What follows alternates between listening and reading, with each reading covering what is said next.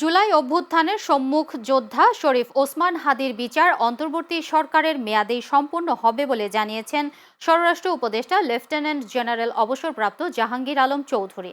আজ সচিবালয়ে আইন শৃঙ্খলা সংক্রান্ত উপদেষ্টা পরিষদ কমিটির সভা শেষে তিনি একথা বলেন। স্বরাষ্ট্র উপদেষ্টা বলেন, ওসমান হাদি হত্যা মামলায় জড়িত বেশ কয়েকজনকে আটক করা হয়েছে।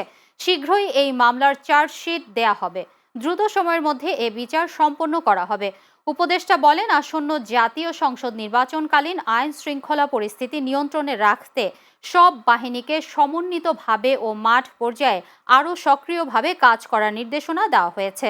যারা নির্বাচন বানচালের চেষ্টা করবেন তাদের বিরুদ্ধে আইন শৃঙ্খলা বাহিনীকে কঠোর হওয়ার নির্দেশ দেওয়া হয়েছে।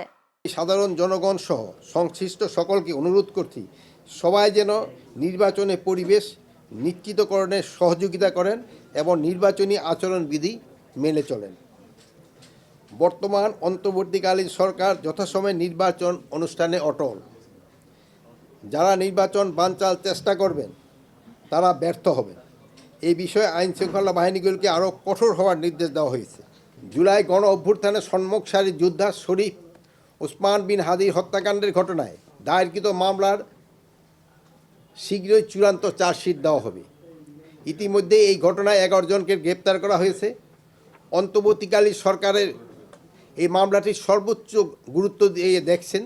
মামলাটি দ্রুত বিচার ট্রাইব্যুনাল স্থানান্তর করার সিদ্ধান্ত নেওয়া হয়েছে এবং অন্তর্বর্তীকালীন সরকারের মেয়াদে এই হত্যাকাণ্ডের ন্যায় বিচার নিশ্চিত করা হবে বলে আমরা আশা করি।